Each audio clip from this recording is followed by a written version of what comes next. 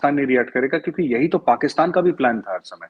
जब आप 47-48 में 47-48 में आपने अटैक करा था, आपने भी ये सोचा था कि इंडिया अटैक नहीं करेगा। 65 में जब आप अखनूर आए, आपने सोचा था इंडिया अटैक नहीं करेगा। जब 71 में ऑपरेशन चंगेज खान लॉन्च करा, तब आपने सोचा था। कारगिल में मुशर्रफ ने ये सोचा था कि इंडिया रिएक्ट नहीं करेगा। अच्छा चीमा साहब, आप सोच सकते हैं, हम नहीं सोच सकते, ये तो गलत है, ये चीटिंग है सर। तो देखिए, अच्छा ये तो मजाक की बात हो गई, लेकिन हमें उसकी प्राइस भी पे की नहीं बिल्कुल। तो चीमा साहब, मैं ऑन अ सीरियस नोट अब बोलता हूँ कि देखिए ऐसा है ना कि ये जो मैं कह रहा हूँ कि हाँ ठीक है, हमारी इकोनॉमी इम्पैक्ट होगी, तो ये सब हम लोग क्लाउड अपना बिल्डअप कर रहे हैं कि can we isolate this conflict. अगर एक लिमिटेड वॉर होता है अंडर द न्यूक्लियर ओवरहैंग, अगर एक लिमिटेड वॉर पाकिस्तान के साथ कल होता है, वी कैन नॉट डिस्काउंट, आप और मैं डिस्काउंट नहीं कर सकते होगा नहीं होगा, हम गारंटी के साथ तो नहीं कह सकते। तो चीमा साहब, इसमें सबसे बड़ी बात यह है कि मुद्दा क्या है।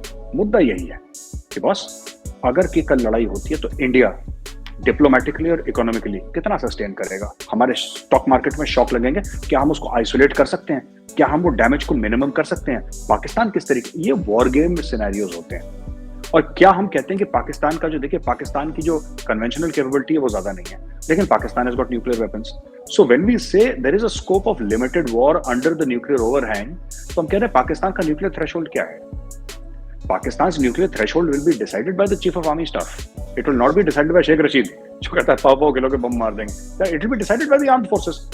अगर हमें ये एक आइडिया लग जाए कि ये इनका है, a short thrust inside Pakistan 30-40 kilometers, short thrust, you do something, you withdraw before Pakistan goes nuclear.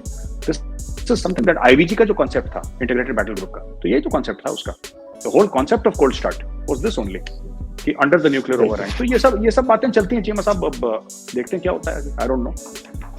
मैं सब एक आखिरी सवाल करूंगा, दैट इज ऑन चाइना।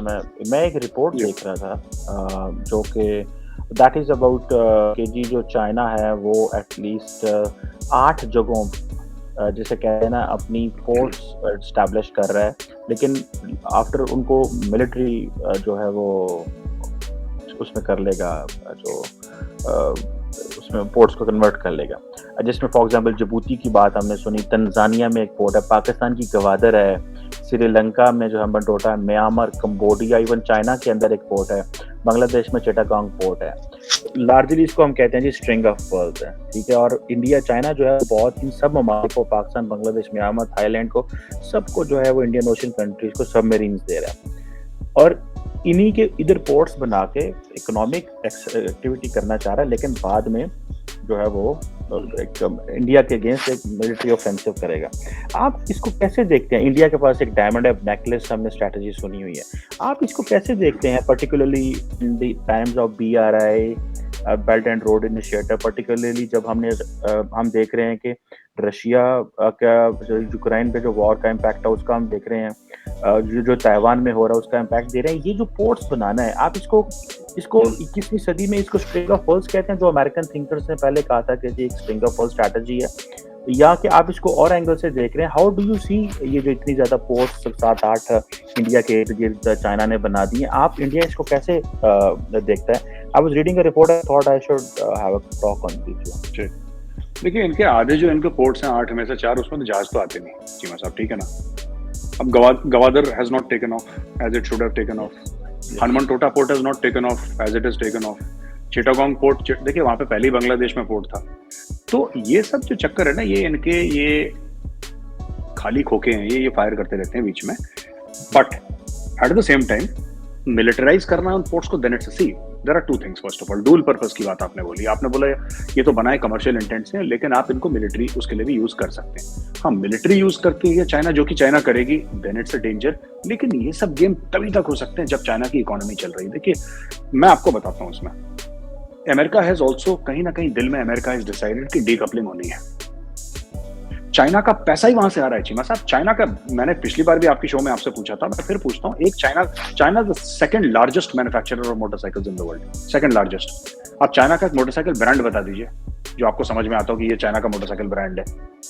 उनका है ही नहीं कोई।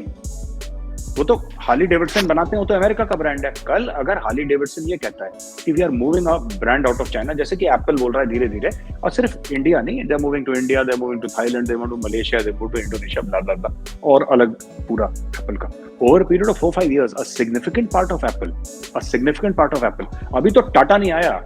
जो लोग कहते हैं ना कि 5 या 10% इंडिया बनाएगा, अभी तो Tata has thrown his hat in the ring. अभी तो गेम चेंजर पता है कब होगा आपको?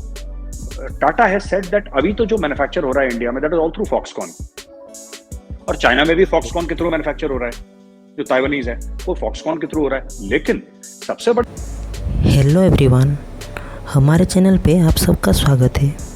अगर आपने अभी तक हमारे चैनल को सब्सक्राइब नहीं किया है, जल्दी से कर दीजिए।